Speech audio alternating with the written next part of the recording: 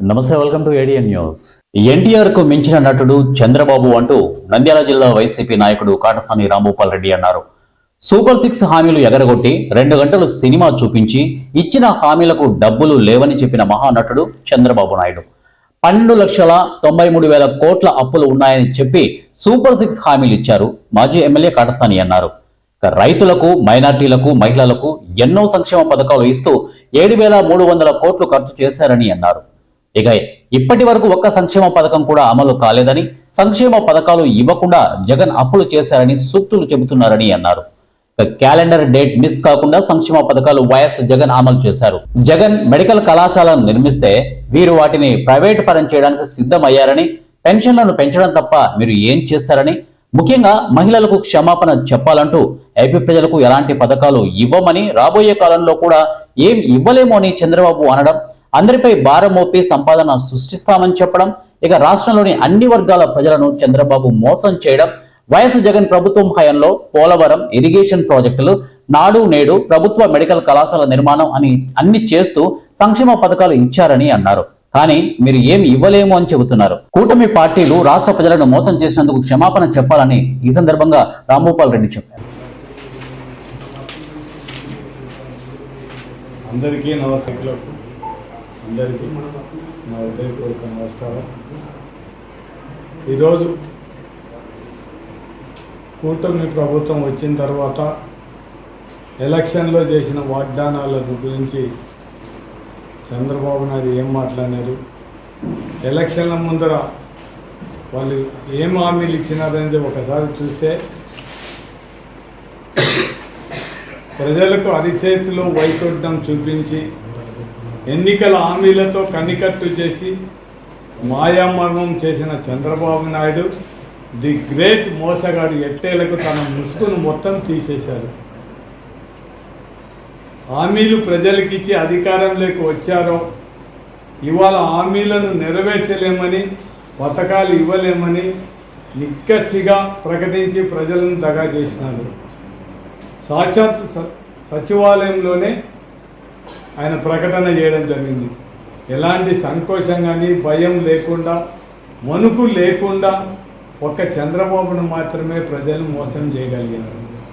చంద్రబాబు అధికారం లేకొస్తే చంద్రముఖిని మళ్ళా లేపినట్టేని, ఉల్లి నోట్లో తల పెట్టడమేనని మా నాయకుడు ఎన్నికల సమయంలో చేసిన హెచ్చిక మరోసారి నిజమయ్యాయి.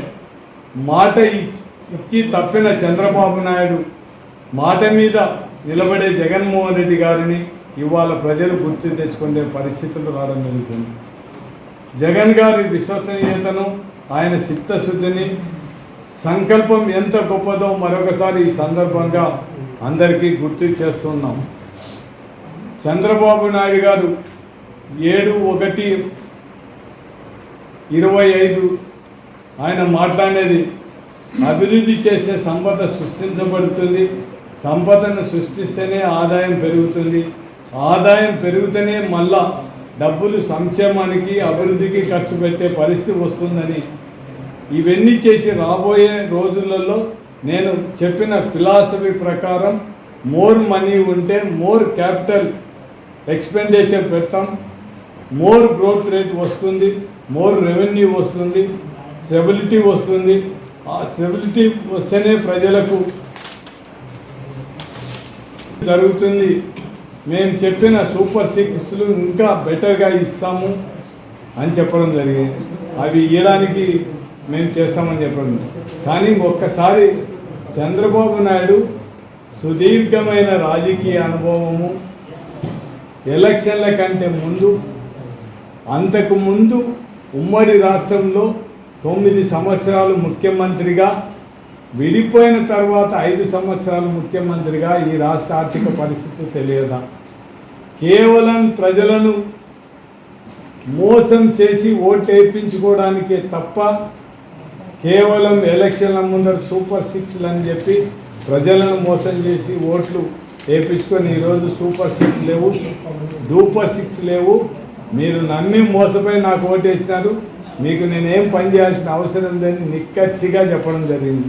అంటే ఒకసారి చంద్రబాబు నాయుడు నైజం మనం ఒకసారి చూడాలి. నేను చాలా ఆర్థికవేత్తను, నాకు దీర్ఘమైన రాజకీయ అనుభవం ఉంది. అంత అనుభవం ఉండే నాయకుడు ఈ రాష్ట్ర ఆర్థిక పరిస్థితిని తెలిసి కూడా ఎందుకు హామీలు ఇచ్చినారు అంటే కేవలం ప్రజలను మోసం చేయడం తప్ప ఒకటి కాదనేది మాత్రం మన అందరం కూడా ఈ రాష్ట్ర ప్రజలందరూ తెలుసుకోవాలని వాళ్ళకందరూ కూడా విజ్ఞప్తి చేస్తున్నారు. ప్రభుత్వం ఏర్పాటు 9 నెలలు కావస్తుంది. 9 నెలల్లో దాదాపు 1,19 కోట్ల అప్పులు తీసుకొచ్చినారు. మరి ఈ అప్పులు ఎక్కడ సంపద సృష్టించినారు? ఎన్ని ఉద్యోగాలు ఇచ్చినారు? ఆర్థికంగా ఏది కలిసి వచ్చిందని మాత్రం మనకు నిజం కావాల్సిన అవసరం ఉంది. ఒక ఉద్యోగాన్ని ఇవ్వకుండా ఉన్న ఉద్యోగాలనే తీసేసి వాళ్ళని రోడ్డు మీదుగా పెట్టునేది నిజం కాదా? వాలంటీర్ను గ్రామ వార్డు సచివాలయం పోస్టులను కుదించడం దగ్గర నుంచి beverage corporation, fibre net corporation,